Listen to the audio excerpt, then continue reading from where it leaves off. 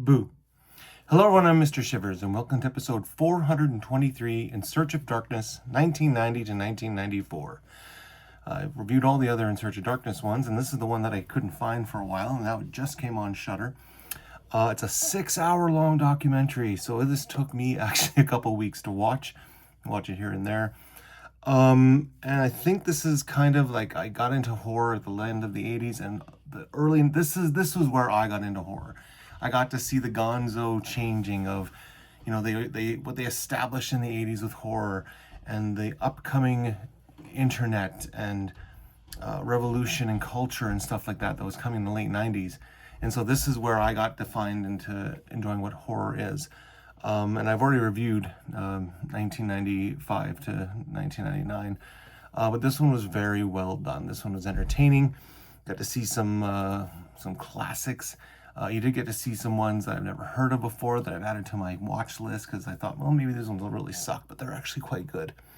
But yeah, if you want to start watching a good documentary, check out the In Search of Darkness, 1990 to 1994. This is the genre, like I said, this is where horror started off for me.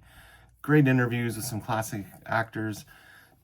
David Bradley who played Pinhead. You got Heather Langenkamp from the Nightmare on Elm Street. And you just got a whole bunch of others in there. Mike Flanagan, of course, who did Haunting a Hill House and is like the epitome of making great horror right now. It was neat just kind of seeing they actually did a lot of reflection on like how TV horror started. Like, It was one of the big ones with Tim Curry, but then The Stand, and then how Goosebumps, like for kids, was like easy horror to get into the whole genre, right? And then of course they had Tales from the Crypt Keeper for the adults to watch. So yeah, it was kind of neat just to see how the 90s helped develop and defined horror for a lot of us fans, and for those of us who were just getting into it, gave us a little taste of it.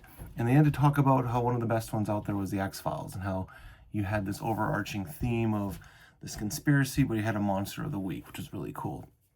But yeah, lots of cool influences to see on that one, and it was very entertaining. Again, it took me a long time to watch it. It took me about a couple weeks, but I finally finished it tonight.